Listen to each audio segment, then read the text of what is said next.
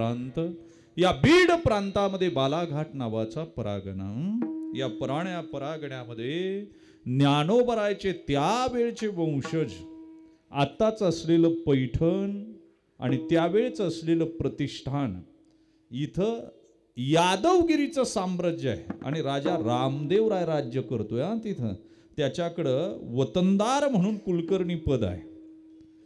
पण या बीड प्रांतामध्ये बालाघाट नावाच्या परागण्यामध्ये करंज आडनावाचा इनामदार जन्माला आला आणि त्यानं बंड केलं. या देवगिरीच्या साम्राज्याच्या विरोधात बंड उभं केलं. फरमान निघालं पैठणवरून, त्यावेळच्या प्रतिष्ठानमधून, या करंजकराच्या मुसक्या बांधा नाहीतर जिवे मारा, आमच्या समोर हजर करा. ज्ञानोबरायांच्या वंशजांना फरमान मिळालं, कपाळाला लावलं, ईश्वरी आदेश समजला. आजही ते फरमान भांडारकरांकडे पुण्यामध्ये पाहायला मिळतं. आजही आहे. हर हर महादेवची गर्जना झाली. 1 वर्ष घमासान युद्ध झालं. भाग्य असं की करंजकर मारला गेला आणि दुर्भाग्य असं की ज्ञानोबरायचे 1 वंशज मारले गेले. 2 भाऊ होते, त्यातला 1 मारला गेला आणि एकाला वैराग्य प्राप्त झालं. वैराग्य प्रचंड ज्ञानातून प्राप्त होतं, नाहीतर दुःखातून प्राप्त होतो. तिसरा मार्ग नाही. प्रचंड ज्ञानातून होईल, नाहीतर प्रचंड दुःखातून होईल. वैराग्याला तिसरी वाट नाही. आणि मग उरलेल्या वंशजांना विचार केला, नको रुक्या टुक्याचा हिशोब, नको तलवारीचा खणखणाट, नको पद, नको प्रतिष्ठाभास, परमार्थाच्या वाटेवर चालत राहू. आणि मग त्यांनी परमार्थाच्या वाटेवर चालायचा प्रयत्न केला. परमार्थ पथिक झाले आणि काय भाग्य या कुळाचं. या कुळावर गहिनीनाथांची कृपा झाली. आणि गहिनीनाथांची कृपा झाली. या कुळामध्ये ज्ञान जन्माला आलं. ते चालते ज्ञानाचे बिंब, अवयवते सुखाचे कोंब. ज्ञानेश्वरी लिहून पूर्ण झाली. अमृत अनुभवाला पूर्णविराम मिळाला. चांगदेव 65 लिहून पूर्ण झाली. हरिपाठ वारकऱ्याच्या कंठामध्ये उतरला. त्याच्या मुखार विंदातून गुंजराव होऊ लागला. इंद्राणीच्या पाण्यावर तरंग उमटले, नभांगणाला भिडले. नभांगणातून उद्घोष झाला, हरिमुखी म्हणा पुण्याची गणना कोण करी. वारकऱ्याच्या मुखार विंदातून तुळशी दलाप्रमाण हरिपाठ बाहेर पडू लागला. ज्ञानोबराच्या चेहऱ्यावर आनंदाची ललकार उमटली. दादा रे, अवतार संपवावा वाटतो आता. ज्ञाना काम संपलं दादा, वघेची त्रैलोक्य आनंदाची. आता ज्ञानोबराय समाधीस्थ झाले. निवृत्ती दादानं शिळा सरकवली आणि महाराष्ट्रामध्ये ज्ञानाचा अंधकार झाला. पुढे 300-350 वर्ष महाराष्ट्र अंधारात चाचपडत राहिला. कुणी एका जन्माला येतो का, कुणी तुका जन्माला येतो का, कुणी नामा जन्माला येतो का, आलाच नाही हो. जात्यात दाणे भरडावेत अशी महाराष्ट्र मुलखाची माती माणसं भरडत राहिली. मुघलांच्या घोड्याच्या टाफाखाली माती रक्तरंजित झाली. आया बहिणींच्या आबरूची लक्तर वेशीला टांगली. मूर्तीच्या विटंबना झाल्या. धर्म त्राही त्राही त्राही त्राही करू लागला.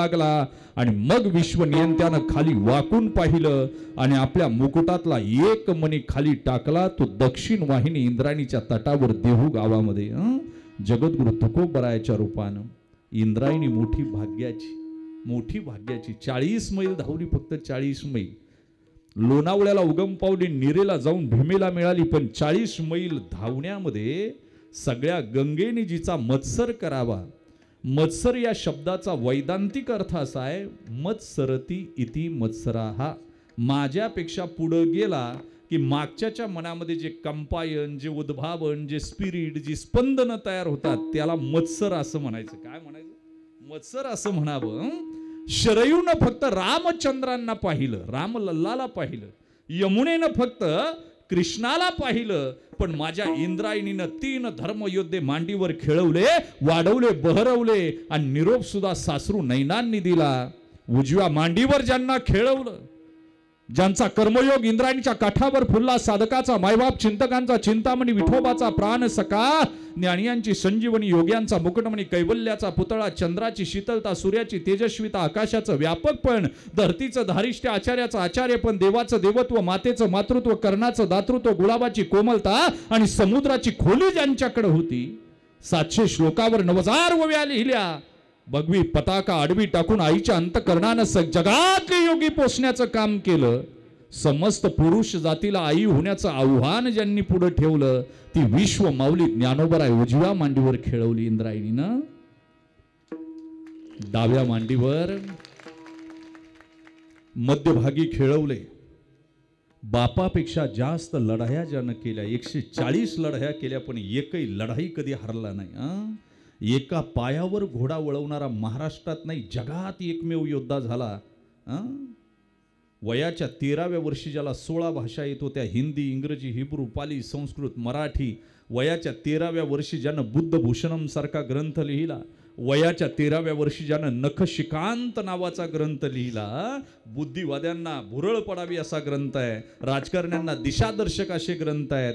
वयाच्या 13व्या वर्षी लिहिले. आणि हा औरंगजेब अहमदनगरला मरताना म्हणतो, ये मराठे अपने बच्चे को क्या खिलाते क्या मालूम, अगर एक शंभू जैसा शेर का छावा मेरे जन्नत में पैदा होता तो हिजड़ों की फौज मुझे खड़ी करनी ना पडती. मेल रे मेल मेल मेल, बिगर पगडी घालता मेल इथं अहमदनगरला. आणि मेल्याच्या नंतर कैक वर्ष महाराष्ट्र बिगर नवऱ्याचा, बिगर कुंकवाचा, बिगर धन्याचा अरे झुंजत राहिला. हे बळ मराठी माणसाच्या मनामनात, सह्याद्रीच्या कणाकणात आणि प्रत्येक महाराष्ट्रातल्या माणसाच्या धमन्यात भरण्याचं काम ज्यांनी केलं ते महाराष्ट्राचं धाकलं धनी शंभूराजाला मध्यभागी इंद्रायणीनं खेळवलं.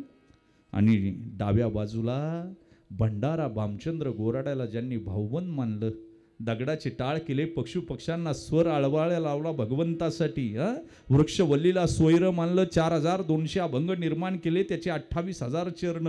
त्या 28,000 चरणातल्या एका एका एका एका अक्षरामध्ये पांडुरंगाशिवाय कुणाचा उल्लेखच नाही, त्याच्याशिवाय कुणाला आळवलं नाही, आपली जीभ विटाळू दिली नाही, आपल्या जिभेनं व्यभिचार केला नाही, पांडुरंगाशिवाय कुणाचं गुणगान गायलं नाही, पातिव्रत्य भाव आपल्या जिभेला ठेवला. आणि खऱ्या अर्थानं निर्गुण निराकार असलेला परमात्मा सगुण साकारामध्ये 15 दिवस ठाण मांडलं या भामचंद्रावर. आणि 15 दिवसात त्याला सगुण साकारामध्ये आणला. ते खिशात नाही धान, समाजात नाही मान, घरात मुडकी खाट, पाणी प्यायला फुटका माठ, शेवटी वैकुंठाची वाट. आणि असा ज्यांचा परमार्थाचा थाट ते देहूचे निवासी जगद्गुरु तुकोबराय आजच्या अभंगामध्ये भगवंताच्या एका गुणाचं वर्णन करतात. आणि आम्हाला निश्चिंती कशी मिळाली, संपूर्ण जगाला सतावीत असलेली चिंता म्हणजे काय, चिंतेच्या पोटातून अनिश्चितता कशी निर्माण होते, आणि आम्ही निश्चिंततेच्या द्वारावर कशाच्या आधारावर पोचलो आणि तो आमचा आधार काय होता याचं चिंतन आजच्या अभंगात करून जातात. विठ्ठला विठ्ठला.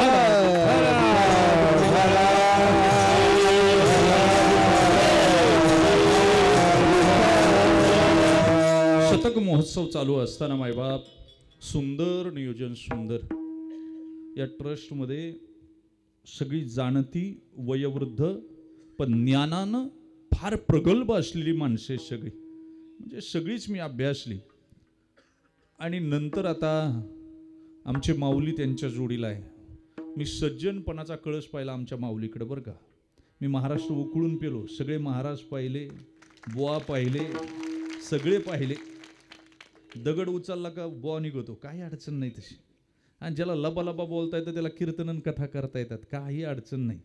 पण सज्जनत्व काय, तप कसं मुरावा, आटणी करणे लागे विरातेची तप, काय माऊलीची भाषा आहे.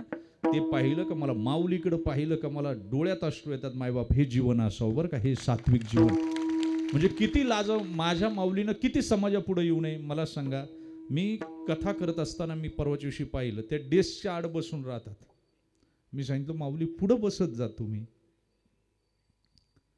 हे जीवन पाहायला नाही भेटत हो. आता मुझे गिनो म्हणणारी सगळी आहेत.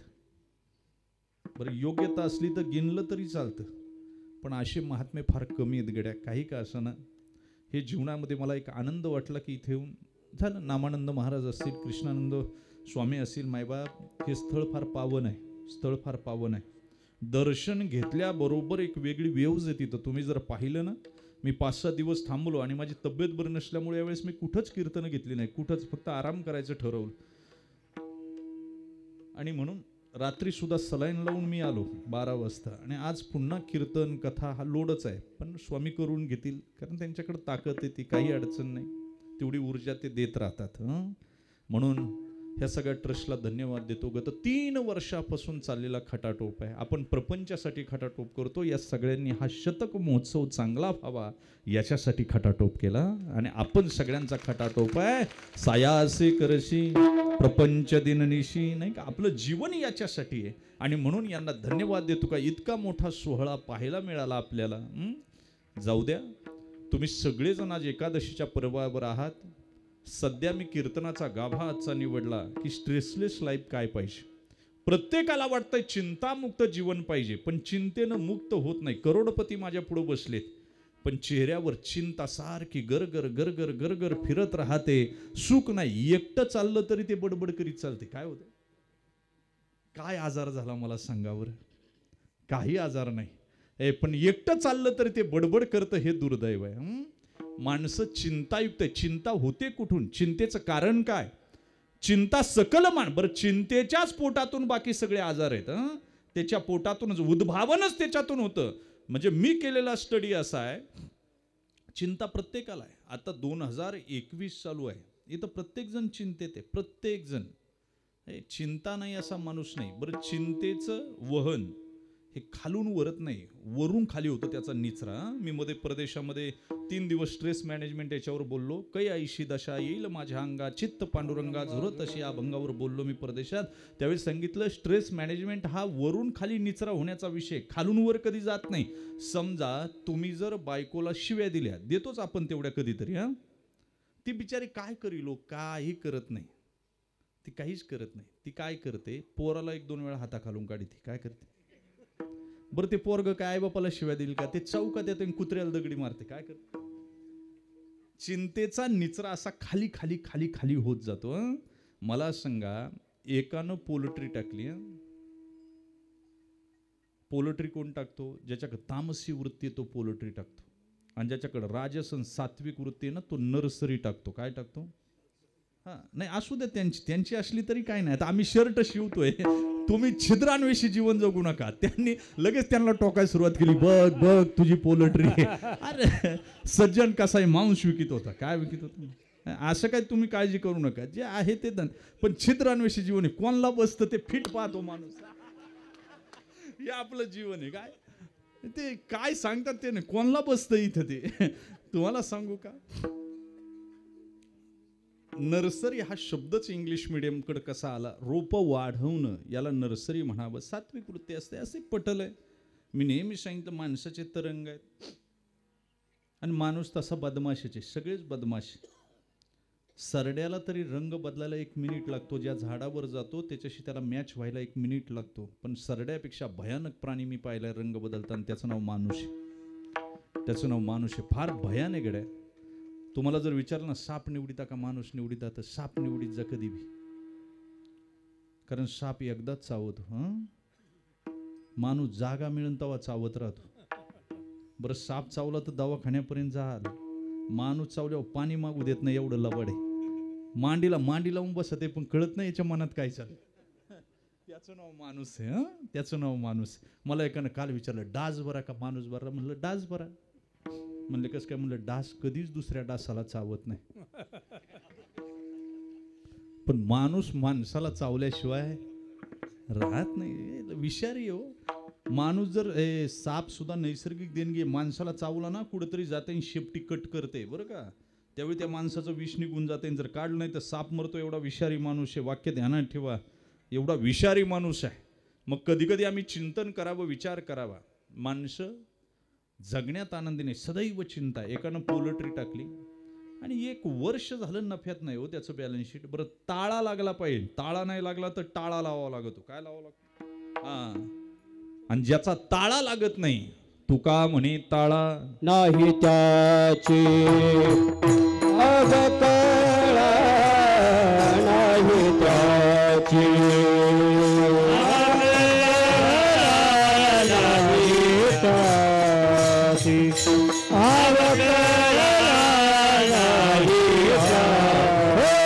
तुका म्हणता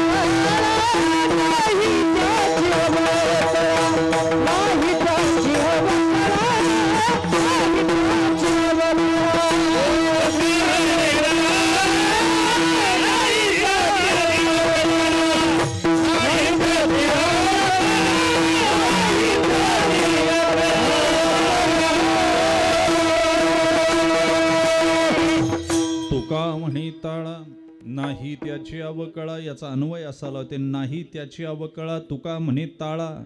ज्याचं बॅलन्स शीट जुळलंय त्याला घाबरायचं काय कारण आहे इन्कम टॅक्स अधिकाऱ्याला? ते म्हणतं कुठून येऊ दे, माझं बॅलन्स शीट जुळलेलं आहे. ज्याच्या हिशोबात गडबड आहे ना त्याला घाम फुटतो. काय होतं हां, म्हणून एंट्र्याच कॉन्ट्रा मारी जा. हा, जास्त बॅलन्स शीटमध्ये गडबड नाही ठेवायची. कळालं तर पा, सीएला 1 वर्षाचा हिशोब देताना घाम फुटतो. आपल्याला आयुष्याचा हिशोब द्यायचा आहे. वरती गेल्यावर आयुष्याचा हिशोब द्यायचा. एंट्र्या एवढ्या ट्रान्सपरंट ठेवा का जीवन जगताना आनंद झाला पाहिजे, कडे मरताना सुद्धा आनंदच झाला पाहिजे. मला ओशोचे बाकी विचार पटत नाही, पण ओशोचा एक विचार बाकी चांगला आहे. मृत्यू ही रंगपंचमी आहे आणि प्रत्येकाला खेळता आली पाहिजे. काय झालं पाहिजे? रंगपंचमी. मरताना काय दुःख असावं माणसाव, उलट बरं आहे, नवीन शहर, नवीन देह, सगळी लफडी मिटली जातात मागची. काय काय ताण राहतं मला सांगा ना. पण माणसं रडतात हे दुर्दैव. मी सांगतो मरणाचा सुद्धा सोहळा झाला पाहिजे. मरणाचा सोहळा झाला पाहिजे. ते जीवन आहे. ते जीवन आहे. चिंता असताच कामा नये. एकानं पोल्ट्री टाकली ताळा लागा ना, त्याचा लॉसमध्ये बिझनेस चालू झाला. त्यानं मॅनेजरला बोलवलं, म्हणलं अरे मी लातूरला राहतो, तू पोल्ट्री इकडं टाकली, माझ्या काय पैशाचं झाड आहे? दर महिन्याला तुला पैसे आणून देतो, लॉसमध्ये चाललंय सगळं. या महिन्यात जर बॅलन्स शीट प्रॉफिटमध्ये आलं नाही तर मी तुला कामावून काढून टाकील. आता मॅनेजर टेन्शनमध्ये आला बघा, आणि ते कोंबड्यांकडे गेलं, कोंबड्यांना दम दिला.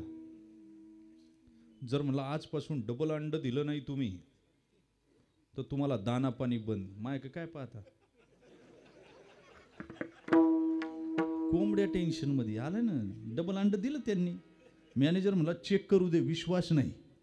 एका जागी एकच अंड भेटलं. म्हणला काय एक दिलं? समोरून आवाज आला, नशीब समजा मी एक दिलं, मी कोंबडा आहे तरी एक दिलं. काय दिलं? 2024ला कोंबडा सुद्धा अंड देणे एवढं टेन्शन आहे. किती आहे? तुम्हाला कळालं तर पहा, मी फक्त चिंता सांगतोय तुम्हाला, टेन्शन सांगतोय, बाकी काही ताण घेऊ नका तसा. आणि माझ्या कीर्तनात मोकळं राहायचं. मोकळं राहायचं. काय महिला वर्ग तुम्ही सुद्धा, तुम्हाला कॅल्शियम झालं, थायरॉइड झालं, तुम्हाला बीपी वाढला तुमचा, मोकळा हसती सुद्धा नाही हो तुम्ही. विनोद झाला ना, मोकळा हसत जावं. मैत्रिणीच्या हातावर टाळीवर टाळी देऊन हसायचं, पडली तरी चालेल. बरं तुम्हाला कुठं हसायला मिळतं? सप्ताह सोडला तर कुठं हसायला जाणार? तुम्हाला कुठं हसायला मिळणार? तुम्ही मला सांगा. विनोद झाला ना, तुम्ही यांच्याकडे पाहता, बाई आमचे हे इकडं बसलेत, त्यांना हसलेलं आवडत नाही, त्याचं सोडून दे, ते कुठे जाऊन हसून येते. माणसानं मोकळं हसावं आहे. ज्याला हसता येतं ना त्याला 4 माणसात बसता येतं, जगणं सुद्धा त्याचंच आनंदी होतं. ध्यानात ठेवा. विठाला विठाला.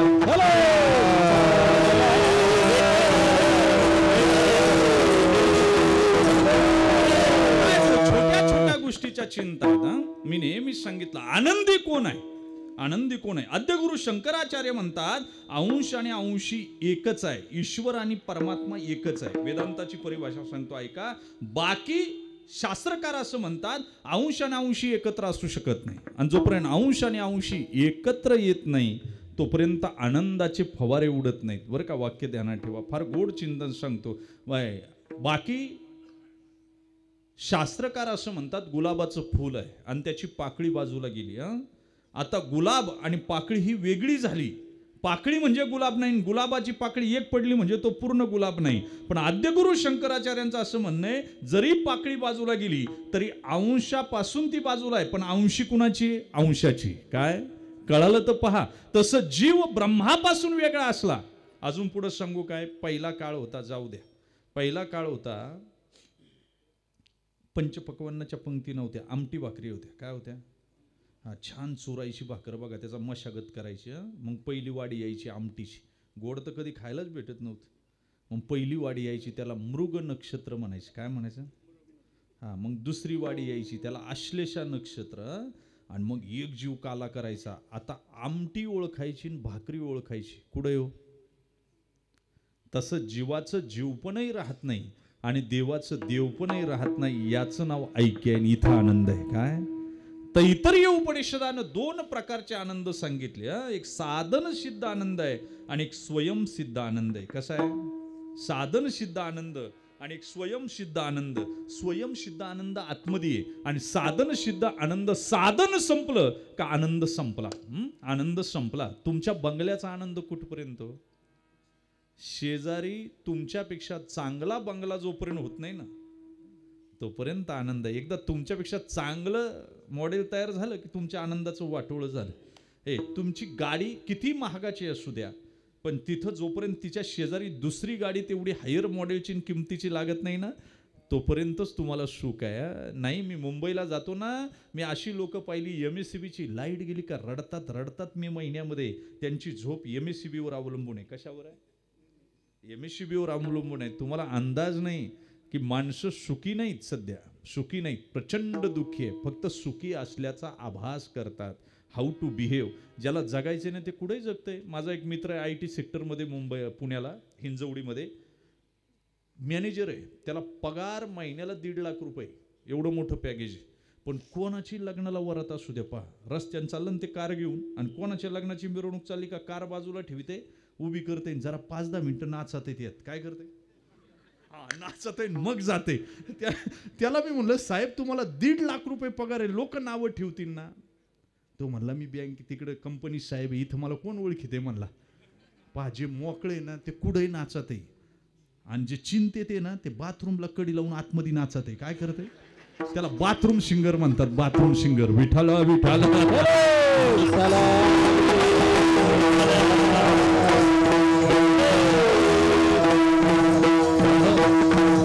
काय करता असे बरेच आहे. म्हणजे तुम्हाला मी सांगू का, जे टेन्शन फ्री आहे ना ते चौकात उभं राहून इथं आईस्क्रीम खाईन बरं का, पण बाकीचं रस्त्यावर सुद्धा उभं राहू शकत नाही. एवढं कंजेस्टेड माइंड झालीत लोक. काय झाली?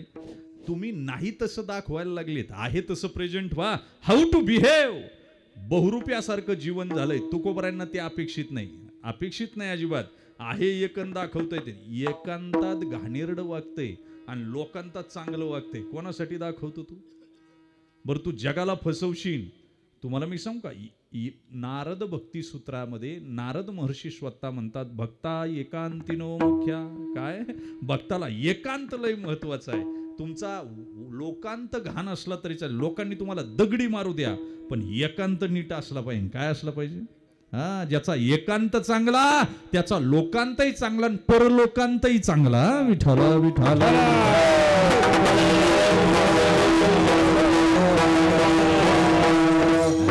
अशी अवस्था आहे. लोक चिंतायुक्त अंतःकरणानं जगतात. मग चिंतेचा उद्भव कुठं? चिंतेच्याच पोटातून भय नावाचा आजार जन्माला येतो का? प्रचंड भय आहे. काहींना सत्ता जाईल याचं भय आहे, काहींना मिळेल की नाही त्याचं भय आहे, काहींना आयुष्य टिकेल की नाही याचं भय आहे, काहींना सौंदर्याचं भय. अरे संसारिकांना चिंता कुठं आहे? लग्न पोर मिळेल की नाही, पोरगी मिळाली तर पुन्हा तिला दिवस जातील की नाही, दिवस गेले तर पोराची वाढ नीट होईल का नाही, पोराची वाढ झाली तर नॉर्मल होईल का सिजर होईल, नॉर्मल जर झालं तर काचेच्या पेटीत जाईन का, प्रत्येक कोणत्या शाळेत घालायचं, नर्सरीत घालायचं का मराठीत घालायचं, तेवढं जरी झालं तरी पुरं ते नीट सांभाळीन का लाथा घालून बाहेर काढीन. किती टेन्शन आहे मला सांगा ना, किती ताण आहे. सामान्य जीवाला सुद्धा चिंता आहे, संतांना सुद्धा चिंता आहे. संतांची चिंता वेगळी आहे, सामान्याची चिंता वेगळी आहे, जडमुडाची चिंता वेगळी आहे आणि देवाची सुद्धा चिंता वेगळी आहे. देवाला सुद्धा चिंता आहेच चिंता. सामान्य मला सांगा, एका चिंतेच्या पोटातूनच दुसऱ्या चिंतेचा जन्म आहे. भाऊ शाळेत जाताना बारकं पोरगं पाहतं, ते म्हणतं मम्मी मलाही दप्तर घे ना, मलाही वॉटर बॅग घे ना. ती म्हणते घ्यायची हो राजा, घेते तुला. त्याला दप्तर घेतलं. आता नर्सरीत जायला लागलं. नर्सरीत पहिलीत जायला लागलं समजा, तर पहिलीत जाण्याची इच्छा पूर्ण झाली पण तिनं कॉलेजला जायच्या इच्छेला जन्म दिला. काय दिला? आता कॉलेज आलं, ग्रॅज्युएशन झालं, पण आता नोकरीला लागण्याच्या इच्छेला जन्म दिला. काय दिला? आता नोकरी लागली नोकरी, आता छोकरी मिळेल की नाही याला जन्म दिला. आता मुलगी मिळाली तर मुलं जन्माला येतील की नाही याला चिंता. मुलं जन्माला आली तर ते म्हणतंय लातूरला राहायला गेलं, माझं पोरगं फ्लॅट घेईन, तिकडं जाईन मी. पोरगं नोकरीलाही लागतं, ते फ्लॅटही घेतं, पण याला काही नेत नाही. चिंता संपत नाही. ज्ञानोबरायने ज्ञानेश्वरीत ओवी वापरली, कोश कीटकाचे परी आपुलापनाची वैरी. सांगा ना, आपलाच आपण वैरी आहे. कोण आहे? असं गुंत का बाहेर पडायला खिडकीन दरवाजा सुद्धा ठेवीत नाही. तो कोळी नावाचा कीटक तसं गुंतलंय. मी मुंबई पुण्यात पाहतो, लातूरचे काही असतील तर पहा, आयुष्यभर एक घर बांधायला घालवतात. किती आयुष्यभर घर बांधते आणि नंतर पहा घर बांधलं 2 पोरांच्या आणि 2 नवरा बायको 4 लोकांच्या एवढंच घर बांधलं.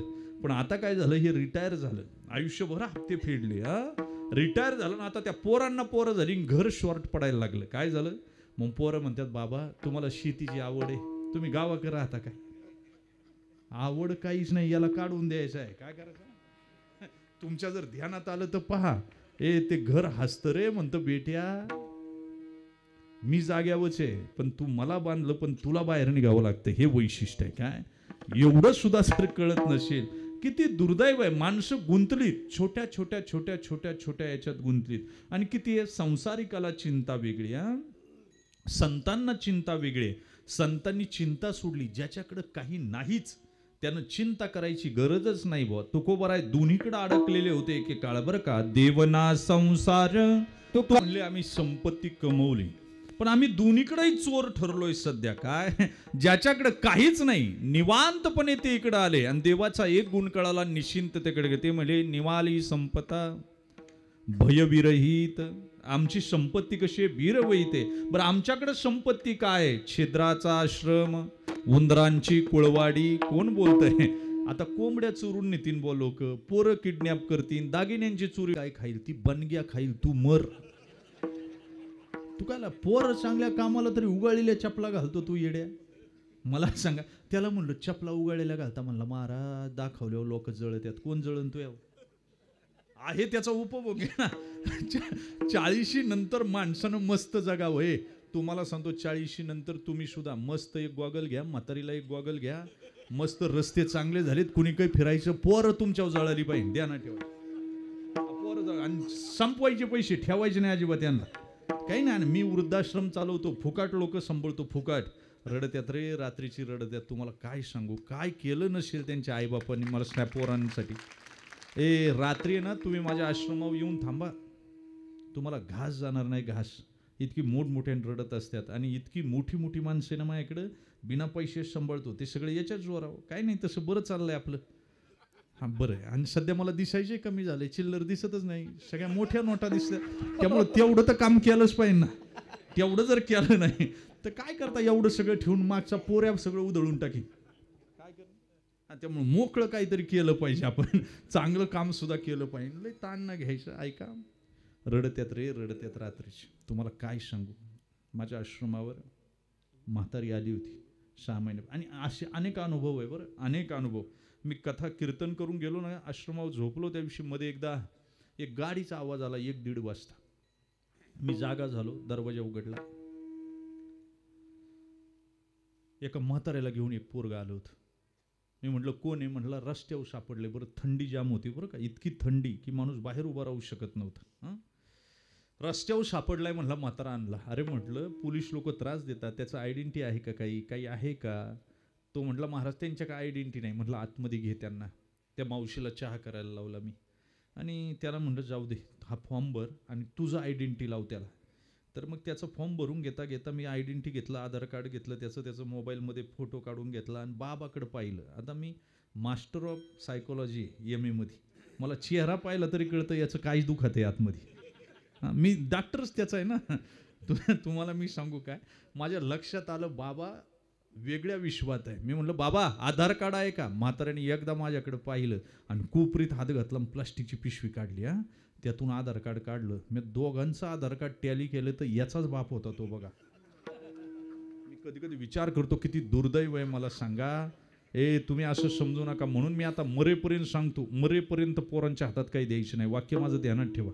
ज्या दिवशी उतारे पोरांच्या नाव होतील त्या दिवशी तुमचा पान उतारा झाला म्हणून समजा. जगण्यापुरते तरी पैसे पाहिजेत, वाक्य ध्यानात ठेवा. मस आम्ही म्हणतो, पण तुकोबरायांचा काळ वेगळा होता. काय होता? आता बरेच सांगतात कीर्तनकारांनी पैसे घेतले नाही पाहिजे, गायकवादकांनी पैसे नाही घेतले. तुकोबरायांचा अभंग सांगतात, जिथे कीर्तन करावे तिथे अन्न न शिवावे, माळ घालू नये गळा, बुक्का लावू नये भाळा. एकदा डिबेटला मी बसलो होतो आणि तसा मी वकीलच आहे, फक्त तिकडं काम नाही म्हणून इकडे. कुठं तसं मी काय कोणालाच घाबरत नाही. मला माहिती आहे लाईव्ह चालली तरी मी घाबरत नाही. तुमच्या माझ्यात निस्तरायची ताकद आणि तेवढा अभ्यास आहे काय, असं काही येडा नाही मी. मग आत्ताही शहाणाची.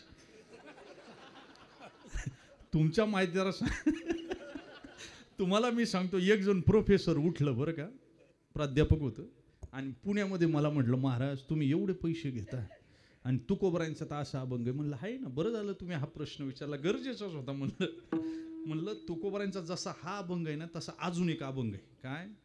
हां, निर्वाहापुरते अन्नाच्छादन आश्रमाशी स्थान कोपी गुहा. म्हणलं साहेब पगार किती आहे तुम्हाला? म्हणले 1,10,000. म्हणलं महिन्याला खर्चायला किती लागतात? म्हणलं 20-25,000. म्हणलं बाकी दान करायला सुरुवात करा. काय करा? तुकोबरांनी काय फक्त महाराजापुरतंच लिहिलंय काय? काय ज्याला काम नाही ते बोलत आणि ज्याला मिळत नाही त्याला आणखी तराशी. आपली योग्यता वाढवली पाहिजे. मी काय बोललो?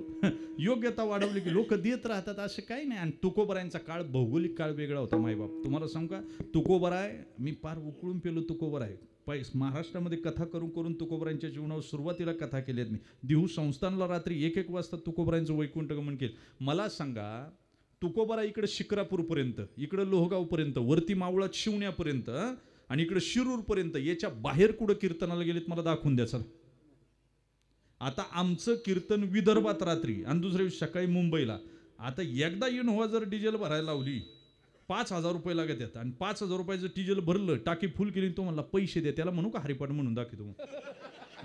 का त्याला म्हणू रुपाचा अभंग म्हणून हानीन ना ते? मला पैशाचीच गरज आहे, फक्त जोडून या धन उत्तम व्यवहारे उदास विचारे भेच करी. योग्य पैसे कमवले पाहिजे, योग्य, आणि त्याचा विनियोग सुद्धा योग्य केला पाहिजे. मग कीर्तनकार असू द्या, गायक असू द्या, वादक गरजेचं आहे मायबाप, गरजेचं. मी पाहिलेलं आहे. मी पंडित आमचे जगन्नाथ अण्णा पवार होते ना, हां, घासवाला धर्मशाळेमध्ये त्यांचं कीर्तन असायचं आणि 12 रुपयाला तो कॅसेट यायची आणि वॉकमन होता, वॉकमन बरं का. आम्ही 7 वाजता कीर्तन असेल तर 5 वाजता असं पुढं जाऊन बसायचं. अण्णा काय बोलतील, काय शब्द येईल. विद्यावाचस्पती होते बुवा, त्याला काय बसाय जागा नाही भेटायची. त्याच अण्णांचं काय चुकलं मला माहिती नाही, ज्ञानोबरायानं आवाज काढून घेतला. काय घेतला? घशाचा कॅन्सर झाला मायबाप. आणि त्याच धर्मशाळेमध्ये ढोक महाराजांचं कीर्तन होतं. कुणाचं होतं? ढोक महाराजांचं. अण्णा खुर्चीवर बसले होते, लोक खुर्चीला धक्का देऊन कीर्तनाला चालली होती. त्याच धर्मशाळेत जागाही तीच, व्यक्ती तीच. काळ बदलला, काळ बदलला. ध्यानात ठेवा, यांच्या बोटावर प्रेम कराल, आमच्या ओठावर प्रेम करणार, गायकाच्या कंठावर प्रेम करणार. हे बंद होऊ द्या बरं, कोणी विचारायला येत नाही. वाक्य ध्यानात, मी जे बोलतोय ना वास्तव बोलतोय, हे फार महत्वाचं आहे. सध्या समाजामध्ये अनेक मेसेज फिरतायत, असू द्या, माझा तो विषय नाही. मला फक्त एवढंच सांगायचं आहे, माझ्या वृद्धाश्रमामध्ये एक आजी आली, सुगंधा नाव होतं तिचं. आली, मुलगा डॉक्टर आहे, MD आहे आणि मुलगी सायंटिस्ट आहे. आणि मी कीर्तन केलं, रात्री मला 12 वाजता फोन आला आश्रमातून की आजी मरण पावली म्हणून. मी म्हणलं ठीक आहे, बाकी म्हाताऱ्यांना तिकडे करा, तिला ठेवा, दिवा लावा, तिच्या नाकात कापूस घाला आणि लॉक लावून ठेवा, मी येतो म्हणलं. आता हे सगळं झालं, कारण म्हातारी माणसं घाबरतात. एक म्हातारी मेलं म्हणजे काय उद्याचा दिवस पाहिल का नाही ही चिंता असते. तुम्हाला अंदाज नाही, ज्याच्याकडे काहीच राहिलं नाही ना, ज्यावेळी आधार संपलाय ना, त्याला फार टेन्शन असतं. तुम्ही असं समजा, आपल्याला आधार आहे म्हणून आपण निश्चिंत आहे. ध्यानात ठेवा, भगवंताचे फार उपकार आहेत का आपल्याला घरदारे पोर आहे. ज्यांना वाऱ्यावर आलेत ना, ते आकाश मंडप आणि पृथ्वी आसन करून बघा, घाबरतो जीव, घाबरतो जीव. इतकं सोपं नाही. आणि मग मात्र माझ्या लक्षात आलं, ऐका, मी तिथून तिच्या पोराला फोन केला, साहेब तुमची आई मरण पावली, आता डेड बॉडी तरी घ्यायला या. म्हणलं आले तर नाही, कारण तिनं काहीच सांगितलं नव्हतं. पण एक दिवस ती आजारी होती, दवाखान्यात ॲडमिट केलं, तेव्हा मी पिशवी चाळली होती, त्या पिशवीत मला तो पत्ता मिळाला होता.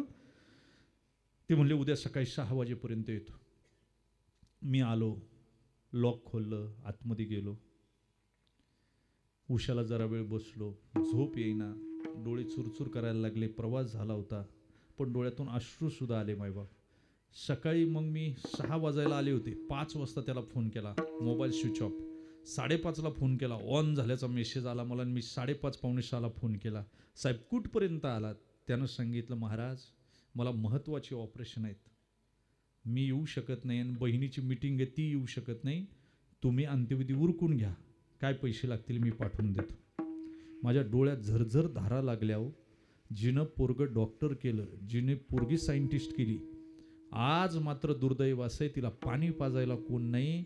माझ्या आश्रमामध्ये जमीन झाडणारा, संडास साफ करणारा पोरगा, त्यानं पाणी पाजलं शेवटी. किती दुर्दैव आहे मला सांगा. कोणाच्या वाट्याला काय होते ना, मला ढसा रडायला आलं. माय बाप, जीवन फार वाईट आहे. तुम्ही सुधरा. आपण आताच विचार करून जर जगलं तर पुढचं जीवन आहे. चिंतेचा उद्भवच असतो. चिंतेच्या पोटातूनच भय निर्माण होत असतं. चिंतेच्या पोटातूनच न्यूनता निर्माण होते.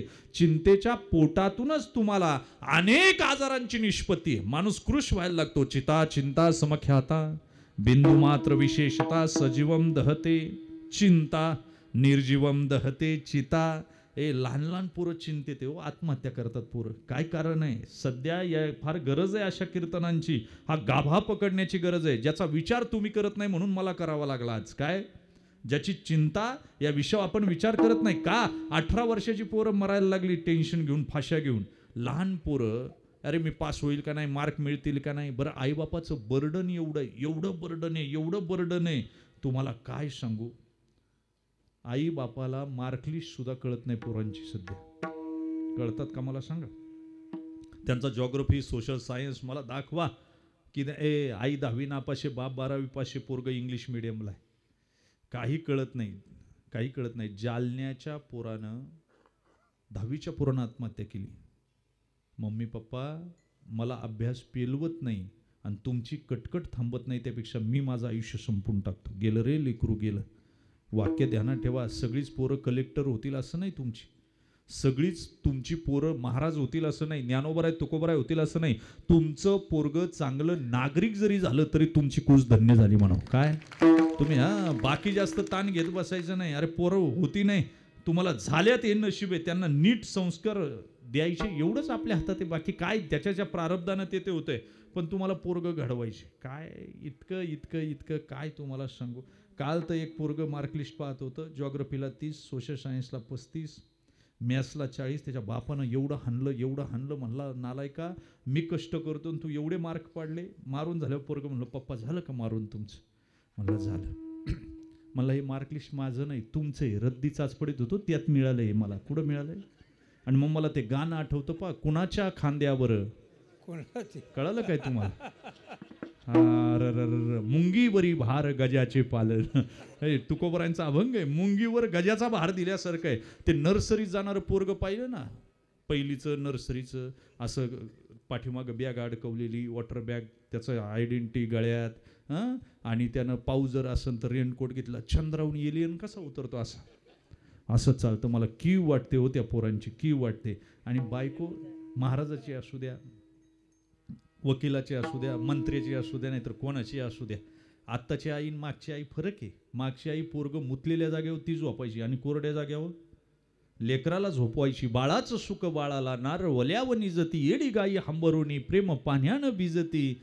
आता आई कोणाची असू दे, कोणाची बायको असू दे, ती काय करते, त्या पोराला झोपायच्या अगोदर वडीत नेती बाथरूम पशी आणि त्याची पॅन्टीची चैन खोली ती करसू. अरे पण त्याच्या टाकीत पाणी नको का? कुठून आणि ते काय धरणावून पाईपलाईन करती? तुला त्रास नको म्हणून त्याला किती ताण आहे. तुम्ही किती प्रेशर देताय पोरांनो, याचा अंदाज आहे का तुम्हाला? म्हणून लहान लहान पोरं आत्महत्येपर्यंत चाललीत. कुठं चाललीत? पांडुरंगाचा दास, त्याला हाताला काहीतरी लागलंय. तो म्हणतो मी मरणार नाही, मी फाशी घेणार नाही, मी चिंतेनं राहणार नाही. मी जन्म घेतला तर परत मानवाचाच घेईन, जन्म घेतला तर महाराष्ट्रातच घेईन, घेतला तर दर्जी बोरगावलाच घेईन, घेतला तर चिन्मयानंद स्वामींच्या आश्रयानच घेईल आणि मग मी जीवन सफल करीन. घेईन मी जन्म, घेईन मी जन्म यासाठी देवा, घेईन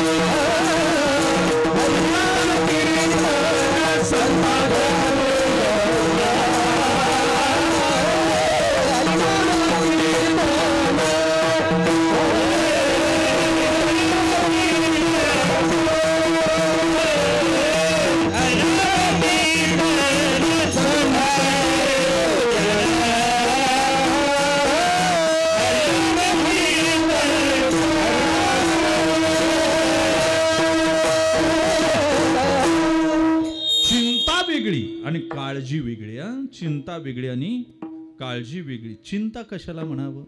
एखादी घटना घडून गेली पण त्याचे परिणाम यायचेत अजून. तेव्हा जे मन हुरहुर करतं ना, चित्त हुरहुर करतं ना, त्याला चिंता म्हणायची. आणि एखादी घटना घडून गेली त्याचे परिणाम रिझल्ट ओरिएंटेड आहे, आता भोगावेच लागणार आहे, त्यावेळी लागते ना, तिला काळजी म्हणायचं. पण या दोन्ही वाईटच आहे. तुम्हाला जर मी विचारलं साप बरा का नाग बरा, तुम्ही काय म्हणाल? माऊली, साप बरा का नाग बरा? अहो दोन्ही सारखेच आहे. तुम्ही काही म्हणा, तशी चिंताही तशीच आहे आणि काळजी सुद्धा तशीच आहे. अरे रे, ज्याला चिंता आहे ना, ज्याला काळजी आहे ना, त्याला त्याचा चेहरा बघा टीबी झालेल्या माणसासारखा असतो, क्रशच होतो, क्रश झुरत राहते ते. बरं, चिंता एवढी वाईट आहे, पंच पक्वान्न जरी तुमच्या पुढे ठेवून ना, खाऊ देत नाही. तुम्ही एखाद्या लग्नाला गेलात आणि पुढे पंच पक्वान्नाचं ताट आलं, तेवढ्यात तुम्हाला लातूरवरून फोन आला बरं का, पोलीस स्टेशनमधून, की मर्डर झालाय आणि ज्याचा मर्डर झालाय त्याच्या मोबाईलवरून शेवटचा नंबर तुमचा डायल केलेला आहे त्याने, आणि आता तुम्ही घासच घेणार आहे लग्नातला. काय होईल? अहो ते घाय घाय पळत आहे, घाम येतो त्याला, आणि ते घरी गेलं टेन्शन मध्ये, दरवाजा लावून घेतला, घाम पुसला, आणि तेवढ्यात परत पोलीस स्टेशन मधून फोन आला, माफ करा बरं का साहेब, एक नंबर चुकीचा लागला त्यामुळे तुम्हाला लावला. आता घरी बेसन भाकरी केली होती. काय केली होती? रोज एक भाकर खाते पण आज 2 हाणल्या. काय केल्या? आज हे मोकळेच होणार. विठाला विठाला.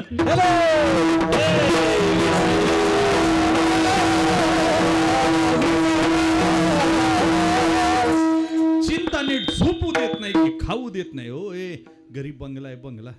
हे बघा, महिला, काही महिला आहेत, गरीब बंगला आहेत, बँकेत 1-1.5 कोटी रुपये आहे, पण बाई जर पाहिली ना, फूक मारली तर उडून जाईल. काय झालं? चिंता नावाचा रोग झाला तिच्या बुद्धीला. काय झाला? उलट नवरा कहर करतो, आणखीन तिच्यावर 10 तोळे दागिने घालतो.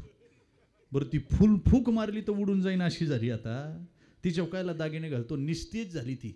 आणि अशी बाई पाहिली की मला फार क्यू येते, म्हणजे खुंटीला ओझं कसं अडकवलेलं असतं तसं तिच्या गळ्यात ते ओझं अडकवल्यासारखं असते. चैतन्य नाही, प्रसन्नता नाही. काही आहे का?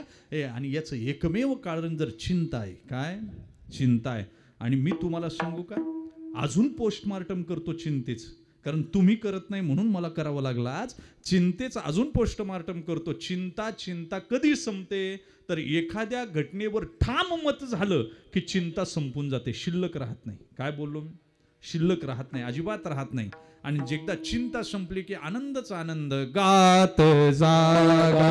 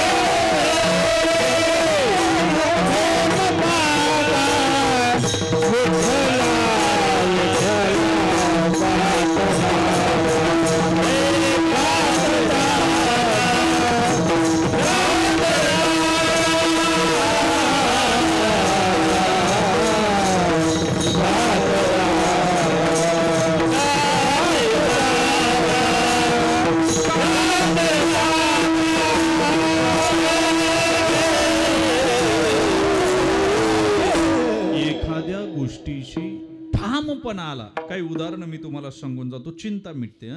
मला सांगा, आत्ता झोपताना कुणाला चिंता आहे का उद्या सूर्य उगवेल का नाही? कारण हजार वेळा नाही, लाखो वेळा पाहिलेला आहे आपण. जितक्या वेळा जन्म झाला, आपल्या पूर्वजांनी सांगितलंय सूर्य उगवतो बरं का रात्रीनंतर. त्यांच्या पूर्वजांनी सांगितलेलं आहे. आपल्याला चिंता आहे का? नाही ना, अजिबात नाही. मला सांगा, ठाम मत नसलं की चिंता होते, ठाम मत नसलं की चिंता होते. मला सांगा, अजून पुढे बोलू काय? धाडसनं बोलतो. लग्न करताना लोक त्या पोराची प्रॉपर्टी पाहतात. तसं तर खरं पाहिलं तर प्रॉपर्टी लग्न करताना मुलीचं सौंदर्य आणि पोराची प्रॉपर्टी पाहिली जाते. पण हे दोन्ही नष्ट होणार आहेत. काय? मला सांगा, त्या दिदीला एखादं पोरग झालं का तिच्या सौंदर्याचे 3, 13, 2, 12 वाजतात आणि पोरग जर नीट निघालं नाही ना, एका वर्षाच्या आतमध्ये संपत्ती उधळून टाकते. काय करते? पण त्याच्यावर लग्न ठरवतात. एवढी लोक वेडी आहेत. काय? अजून पुढं बोलू. लग्न करताना प्रॉपर्टी पाहिली जाते. लग्न करताना राहू द्या आता संपवायची गरज नका, गोळ करू. बस, जे आहे तिथंच थांबा. आता विठ्ठल विठ्ठल. रात्र थोडी सोंग फार. 9:30 वाजले हो. माझी कीर्तन जशी कधी संपतात कळत नाही. आले 10-15 मिनिटात तर मी उरकायचो झालो. आणि तसं काही ओव्हर टाईम करीत नाही, कारण ओव्हर टाईमाचा वकील साहेब सुद्धा विचार करणार नाही, माऊली सुद्धा करणार नाही. काय करणार मला सांगा तुम्ही? आम्ही खेळीमेळी गदारोळी आनंद संपवायचं. ऐका, लग्न करताना प्रॉपर्टीचा विचार होतो, लग्न करताना सौंदर्याचा विचार होतो. पण कोणत्या बापानं विचार केला का हो याच्यात पुरुषत्व आहे का याचा विचार केला? केली टेस्ट कुणी? तिथं एक फॉर्म ठेवावा, वधूवर मेलनेस किती पर्सेंटेज कधी ठेवली? पण ठाम निर्णय आहे. मग काळजी नाही ना त्याबाबत कुणी चिंता केली का? तसा तो चिंतेचा विषय. काय फार मी खाली जाऊन बोलतोय आता, म्हणजे तुम्हाला गर्भित बोलतोय, कळालं तर पहा. प्रॉपर्टीची चौकशी केली, तो दारू पितो का नाही त्याची चौकशी केली, हा कुठं जातो, पण त्याच्यात मेलनेस आहे की नाही, याच्यात पुरुषत्व किती पर्सेंटेज आहे याचा विचार केला कधी? कारण चिंता. अजून पुढे बोलू का? आता रामायणच चालू आहे इथं. थोडं वेगळं सांगतो मी, उलट सांगतो आता जरा तुम्हाला. ते सुवर्ण मृग पाहिले कुणी? सीतेनं. आणि तिनं सांगितलं, मजा आणून द्या तो हरिण अयोध्यानाथ, मला तो हरिण आणून द्या. आता गेले प्रभू रामचंद्र, गेल्याच्या नंतर त्या राक्षसानं आवाज काढला, लक्ष्मणा धाव, सीते धाव. सीतेला चिंता वाटली, चिंता. आणि ती का वाटली? तर तिनं रामाचा पराक्रम डोळ्यानं एकही पाहिला नव्हता. बघा बरं का, आता उलट सांगतो मी तुम्हाला, चिंतन नीट ऐका. रामाचा पराक्रम पाहण्याचा सोडा ऐकला सुद्धा नव्हता. चला, ऐकला सुद्धा नव्हता. बरं, जे जे रामानं पराक्रम केले त्याच्यात लक्ष्मणाची भागीदारी आहे. कुणाची? हा, भागीदारीत धंदा कधीच नसावा. 50 रुपये का मिळेना, पण स्वतःचा पाहिजे. काय पाहिजे? हा, भागीदारीचा धंदा काही कामाचा नाही, काही कामाचा नाही. भागीदारीचा धंदा म्हणजे ते तुम्हाला माहिती आहे का, एक लोण्याचा गोळा आणि 2 बोके. तुम्हाला कळालं तर पहा, तीच थीम वापरावं लागेल ना त्याला. काही नाही, भागीदारी अशी. बरं, लक्ष्मणाचा अर्धा शेर आहे प्रत्येक पराक्रमामध्ये. त्यामुळे सीतेला कॉन्फिडन्स नाही आपल्या नवऱ्यावर. पहा, मी उलट सांगतोय आता तुम्हाला. आज रामायण कथेच्या अंगाने ऐकलं तुम्ही, आता मी तत्वज्ञान म्हणजे तुम्हाला सांगू. मला उलट सांगायची थोडी सवय आहे. मी बीडला कथेला होतो, आंबेजोगाईच तिथं. आणि मला एक बाबा न्यायला यायचे, हॉटेलला राहिला होतो मी. आणि 31 डिसेंबर होता. पोरं पळत होती, कोण डीजे पुढं नाचत आहे, कोण गाड्या पळवित आहे. ते म्हणते, बघा ना महाराज किती पोरं बिघडली. आणि सध्या तरास बिगर माळकऱ्यांपेक्षा माळकऱ्यांना लई आहे बरं का. तुम्ही दर्जी बोरगावच्या इशी उभं राहा आणि बिगड माळकरी, त्याला म्हणायचं गाव कसं काय चाललंय? ते म्हणते 1 नंबर चाललंय. आणि माळकऱ्याला विचारा बरं, ते म्हणते पार वाटोळं झालो. तुला काय तरास? अवघी रूपे तुझी देवा, वंदू भावे करू सेवा. मला सांग, विठ्ठल विठ्ठल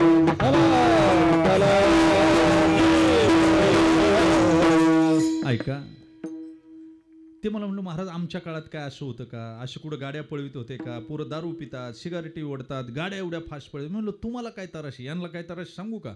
यांनी घातलेल्या माळा, यांनी घातलेले कपडे, यांनी लावलेला बुक्का आणि यांनी स्वीकारलेलं पांडुरंगाचं व्रत, याच्यामुळं ते जे करतात ते याला करता येत नाही म्हणून तराशी. काय बोललो तुम्हाला? आता उलट घेऊन चाललो मी. काय तर हा मग तुम्ही म्हणाल असं माझे अशीच इंजेक्शन आहे म्हणजे रेड्याला ताप येतं पखालीला काय इंजेक्शन द्यायची रेड्यालाच इंजेक्शन द्यायची बाईनं स्वयंपाक कमी करावं पण भांडी कमी वाजवावं वाक्य ध्यानात ठेवा लय भांडी वाजीत नाही बसायची मोकळं करायचं आमचे बाबा म्हणायचे मोकळं करायचं पण थोडक्या यायच्यात मला एक पैलवान भेटला म्हणलं तब्येत चांगली कमावली म्हणलं महाराज त्यासाठी घरचं खायला लागतं म्हणलं आम्ही घरीच नाही कधी गॅस संपना आमच्या घरचा मग म्हणलं दुसरं काही म्हणलं त्याला जोर बैठका काढायला लागेल 500-500 म्हणलं आपल्या बापाच्या व्हायचं नाही म्हणलं दूध हा म्हणलं ते पिऊ गड्या किती प्यायला लागेल म्हणलं मी रोज 3 लिटर दूध पितो म्हणलं त्यात पाणी किती असतं म्हणलं 2.5 लिटर अरे म्हणलं येड्या मग 1/2 लिटर पे पण निरस पे ना थोडे परी निरे थोडं प्यावं पण चांगलं प्यावं मला सांगा सीतेनं स्वतंत्र पराक्रम आणि मला बायांचं हेच कळत नाही बरं का आपल्या नवऱ्यावरच्या पुरुषत्वावर त्यांचा विश्वास नाही बघा शिंप्याची बायको कधीच तिच्या नवऱ्याक कपडे नाही शिवणार ती दुसऱ्या शिंप्याक कपडे शिवाय देणार महाराजाची बायको कधीच आपल्या महाराजाचं कीर्तन नाही ऐकणार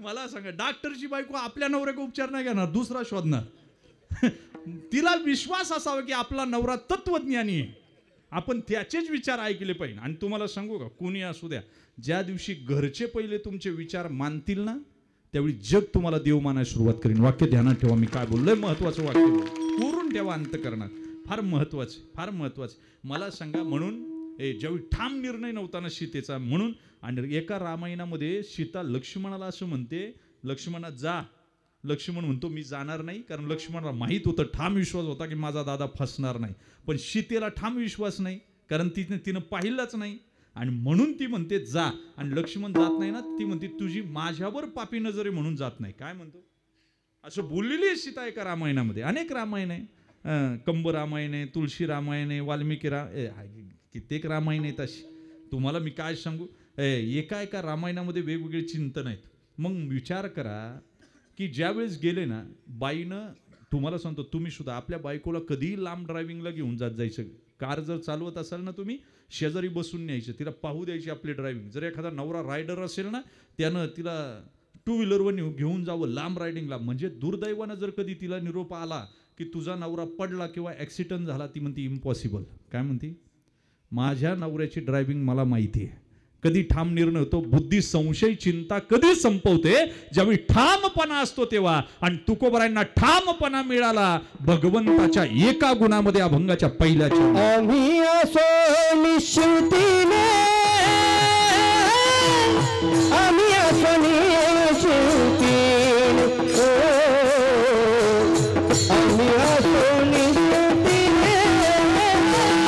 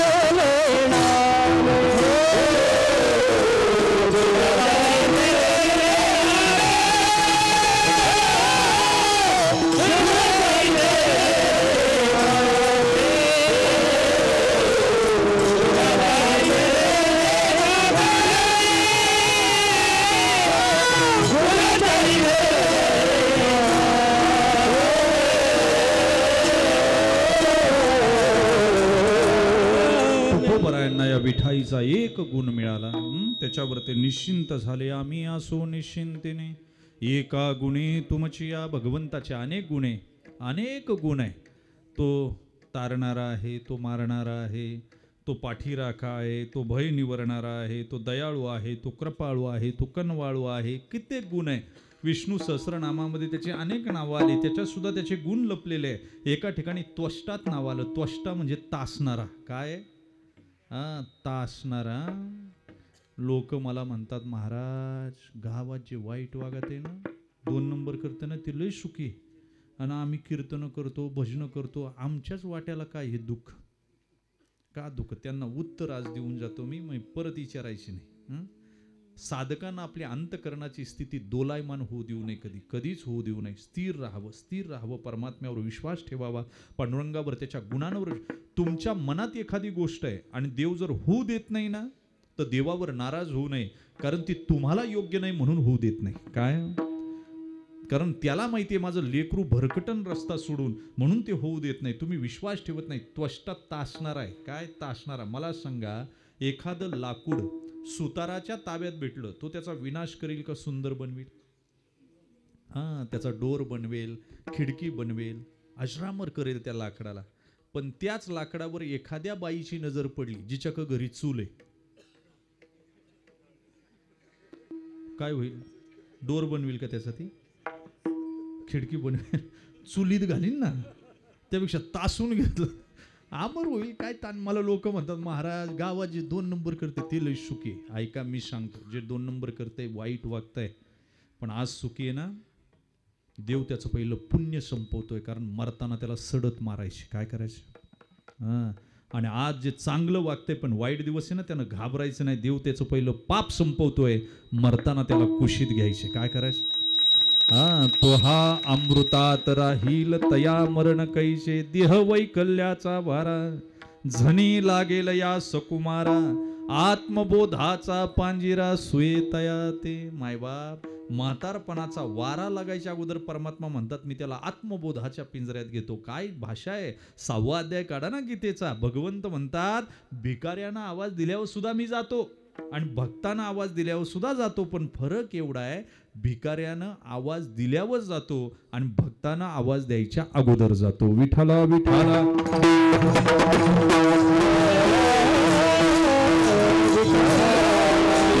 म्हणतात, आम्हाला तुझा एक गुण मिळाला. आता तो एक गुण कोणता आहे?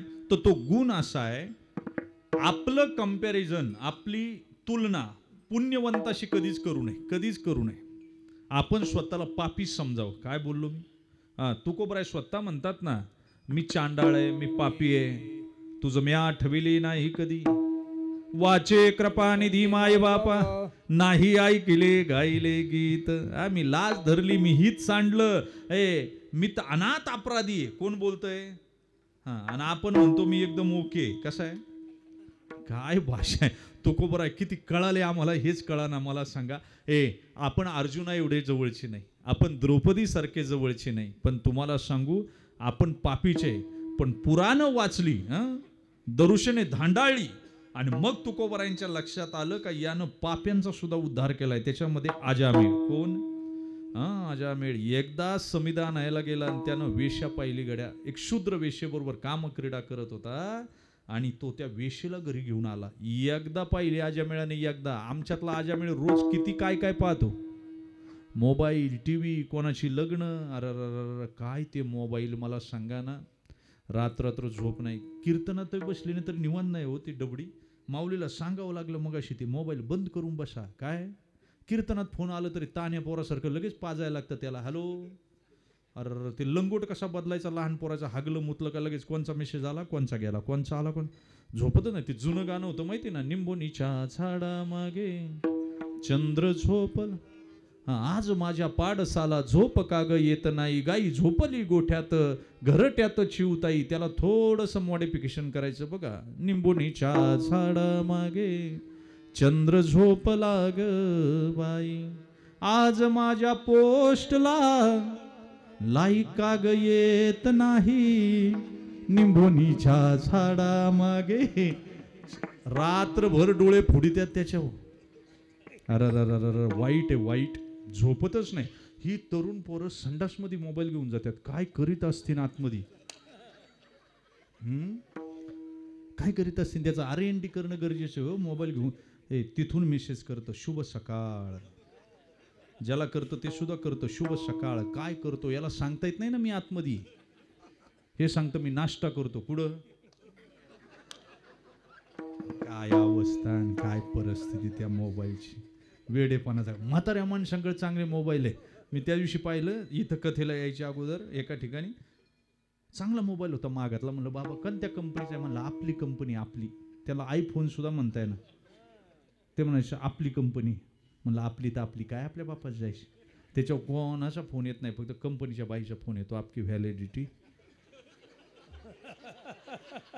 समाप्त हो चुकी आहे. तरी याला कळत नाही काय करावं. मोठे प्रश्न.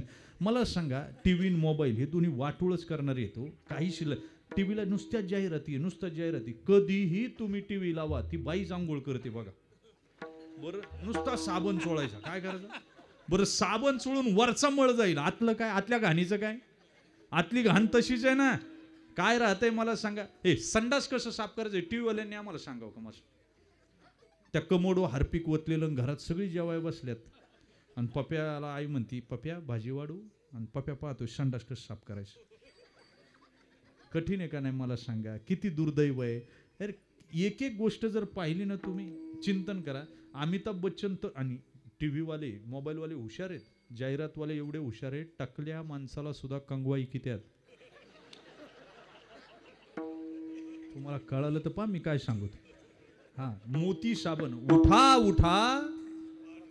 हा तुमचं पाठच आहे. आत्ताचं अभंगाची सुरुवात काय आपल्या लय अवघड आहे. मला सांगा मोती साबण फक्त 15 दिवस जाहिरात करतो. वर्षभराचा बिझनेस घेऊन जातो. परत नाव काढीत नाही कुठं याचं नाव जाहिराती आहे का वर्षभर परत कुठं नाव. पण इकून जाते. बिझनेस सगळ्यांपेक्षा जास्त करते तेवढे. दिवाळी आली का लोक मोती साबण शोधायला जातात. किती ॲडिक्ट झालोय आपण. आम्हाला कळतच नाही अहो काय चाललंय. फार कठीण आहे. मला सांगा अमिताभ बच्चन तरुण होता कधी हिरो झाला मला सांगा बरं. म्हातारपणात हिरो झाले ते. बिग बी बंबार्डिंग केलं तुमच्या. काय केलं? टीव्ही लावा लगेच येते. पैसे कसे कमवायचे लगेच ते सांगा. तर कोण बनेगा करोडपतीमध्ये या. पैसे आले का सांगतं. पैसे घरात ठेवू नका. सोनं घ्या. सोनं दुकानाचं नाव सांगता. सोनं घेतलं का म्हणते घरात ठेवू नका गहाण ठेवा. कुठं? मुथूट फायनान्स गहाण ठेवा. मुथूट फायनान्स का. परत थोड्या वेळ नाही तर जर मुथूट फायनान्सचे हप्ते गेले नाही ना ताण घेऊ नका.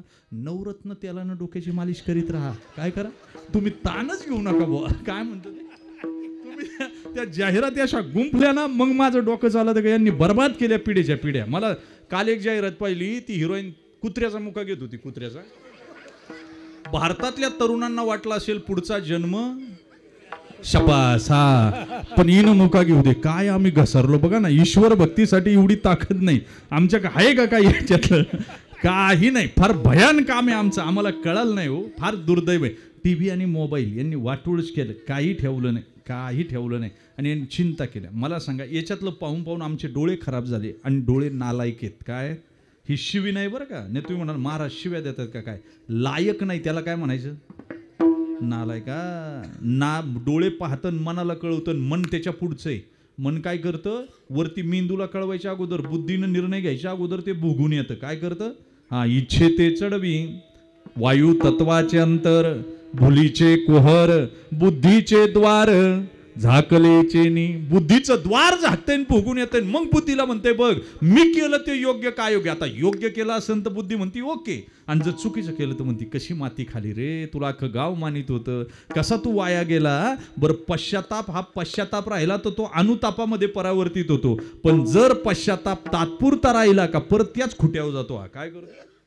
कळालं तर पहा मी काय म्हणतो. फार महत्वाचं आहे. म्हणून आज्या मेळानं एकदाच ती वेश्या पाहिली घरी आणली बरं का. आणि काही साधू संत चालले होते तिथून. त्या वेश्येला वाटलं जीव घालावा. परमपूजनीय डोंगरे महाराज म्हणायचे साधू तुमच्या घरी अन्न खातो ना तो अन्न खात नाही. तुमच्या घरचं पाप खाऊन जातो. काय म्हणायचे. आमचे बाबा सुद्धा तसंच म्हणायचे बरं का. हा पाप खाऊन जातो. त्या आता वेश्या दिसायला सुंदर असली तरी तिच्या हातचं जेवण योग्य नाही. ऐका काही गोष्टी दिसायला पवित्र आहे पण असायला अपवित्र आहे. मला सांगा बिस्लरीचं पाणी शुद्ध आहे पण पवित्र आहे का. गंगेचं पाणी पवित्र आहे पण शुद्ध आहे का? नाही. संध्याकाळी 7च्या नंतरचं पाणी